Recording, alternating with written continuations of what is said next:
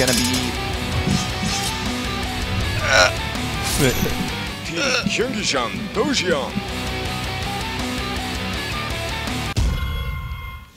There you go. Now you can take it. There it is. First game is going to be between Liquid.HayprO, and he's spawning as our red Zerg on the left-hand side of Shattered Temple, and his opponent across map is going to be coLMVP.Minigun, and he's going to be our blue Protoss. Yeah, so we've got a Protoss versus Zerg here.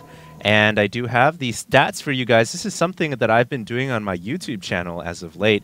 And I used to do this in Brood War a lot, just to present to you guys the current stats on these guys' win rates. So yeah, why not? Yeah, Chad Jones, a.k.a. Minigun for complexity, is going to be having a win rate against Zerg here of 52%. And that's actually his best matchup.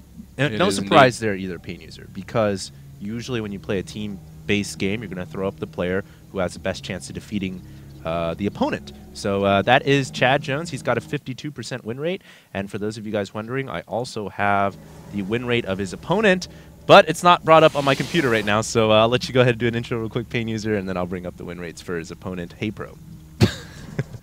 Well, anyways, exactly what both players are up to right now, relatively simple builds. I think we might actually be seeing quick hatch here out of HayprO. No, I think he's probably going to go ahead and drop his pool beforehand. We'll have to see, though. Yeah, there we go. He's going to drop the pool down.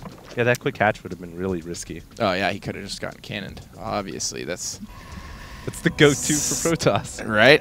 That's all. If they forge first and you drop your hatch, it's oftentimes just GG right there. They can just cannon up your natural at the very least. Can block your ramp, get a few cannons up, things get really dicey. Yeah, absolutely. And I speak from a first-person perspective. Being a Zerg player who's been cannon rushed so many times, it's not something you want to do. So we do see HayprO getting the pull up first, which is a safer route.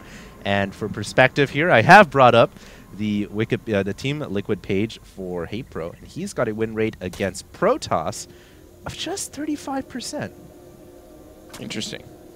HayprO's stats, not as good as you would expect. I mean, his overall win rate, 162 and 223 with a 42% overall. It's tough to just stick with these Team Liquid stats, though, because obviously, I mean, they do pull from all kinds of different online cups. And that's not necessarily the most accurate data right there. I mean, it does pull from all kinds of different stuff. Yeah, that's quite true. But it's one of the databases that we can look at. It's one of the only ones we have. Yeah, pretty much. Until another website can, I think we'll just keep using the best one, Team Liquid. HayprO still hasn't gotten this hatch rate up. What are your thoughts on this, Pain User? I mean, I don't think that he could have gotten it up quicker. I mean, you know, Minigun blocked it with the probe for as long as possible and then threw down the pylon when he felt like he was going to lose the position. So, just he had 550 minerals floating. Yeah, that's actually a little bit longer of a block than you would generally expect. You do need to get that hatch up pretty quick. You know, and sometimes things like that will throw HayprO off. I mean, HayprO's one of those players that, you know, on paper he's great. I've watched so many of his replays. He's a really impressive player with some amazing strategies, but sometimes in games he can just absolutely fall apart. I mean, when the cookie starts to crumble for HayprO, it really crumbles. You know, his whole game plan can just fall apart, and he can really fall behind in games. It's I think he's definitely one of those players that if he gets a lead and he's comfortable and the game is going his way, he's a phenomenal player. He can execute his will on almost anybody, but he's a player that I don't think does too well in adverse situations. When he's playing under adversity, I think the pressure sometimes gets to him, and then definitely on LAN events, obviously. I mean, he hasn't posted the best results in the world on LAN. I think a lot of people have said that he has some pretty serious nerve issues, stuff like that. So, I don't know. We'll have to see. One thing about HayprO, though, is, you know, he's never really gone anywhere. He's always been on Team Liquid. He's always been practicing a lot. Puts in a lot of time, and he's always getting better. And he's always right up there with the rest of the Team Liquid guys. So, you know, you can never count him out. I think you made a good point right there, too, Pain User. As this game's developing right now, just talking about certain players and how they play. Some guys, they'll play better when their build order isn't messed with. They're like a build order specific player, and some guys are really adaptable. Yeah. Like TLO is super adaptable. Doesn't have a standard cookie cutter build that he follows. Yeah. So yeah, we'll have to see how this plays out. Minigun known to be pretty aggressive with his gateway play too. Let's see. What do you think his strategy here is going to be against TACPro? He's already delayed that hatchery for a very, very long time.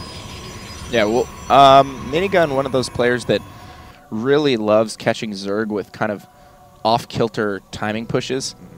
And I'm just thinking weird timing pushes. I'm actually thinking of another Protoss player who does that quite a bit as well. WR1. Nah, well, WR1 actually uses the War TT1. Prism quite a bit. TT1, he's one of those guys Yeah. that just uses gateway play. But the Mad Professor as well, Kiwi-Kaki. Kiwi-Kaki, absolutely. Absolutely. I mean, that's definitely not that rare anymore to have players that go really heavy gateway style against Zerg. Yeah. It's really common. There's players that have made their whole versus Zerg career off of 7-gate +1, 7-gate +2, you know, 8-gate, 6-gate, super early 5-gate pressure. I mean, there's all kinds of different variations on the builds, but Minigun, one of those players that I've also seen use quite a bit of the Warp Prism play against Zerg, where he'll ferry out, and we have a bunch of Zealots warping in here and heading into the natural right now, and there's no defenses up for HayprO. He could be in a bit of trouble here. He's pulling the Queens back on the ramp, but those Zealots are going to get straight into the mineral line here. If Minigun micros them that way, he might just kill everything here. Yeah, well, there are 3 Queens right here for the time being to help hold this off. One Queen may end up going down. Drones. There are a lot of drones going down right now, and 4 more Zealots coming in as well. A total of 6 Zealots now fighting, 5 Zealots.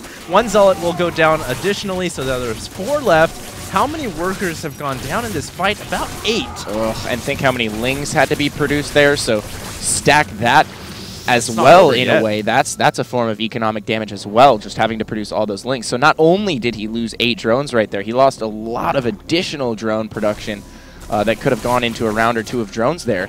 And Minigun's still keeping the pressure on. He's still moving in with more Zealots. Yeah, it surprised me that he decided to warp in more Zealots. At that point in time, you might imagine that a Zerg player will have the defenses capable of defending there, so I think those 4 were kind of thrown away. But I think he did a lot of damage, all things considered. Like you said, 8 workers killed, but not only that, the Zerglings and the Roaches that had to be made. It's just staggering now because HayprO doesn't have the drone count that he would like to have. Let's see, 32 under 56, and that is not where you want to be as a Zerg player. No, definitely not. Is that cookie crumbling right now? I don't know yet. I mean, another big mistake there on HayprO's part, I feel, was that you know, he didn't have the Lings out on the map that generally you will see Zerg players have at that stage in the game. They'll just be scouring the map for ninja pylons, for hidden probes. You know, a lot of top Code S level, you know, Korean Zergs would never let something like that slide. They almost always find the probe out on the map. You know it's there. Anytime you play against Protoss, I don't care if you're Zerg, I don't care if you're Terran, you know there's a probe out on the map. You know it's sneaking around trying to make pylons somewhere, and you have to find it. Or, at the very least, you have to clear every speck of possible territory on the map where he could build a pylon that would be harmful to you. Especially if it's close by your base. Oh, absolutely. And he was able to get that pylon up in position much closer than you would have expected, and it still hasn't been discovered. Nope.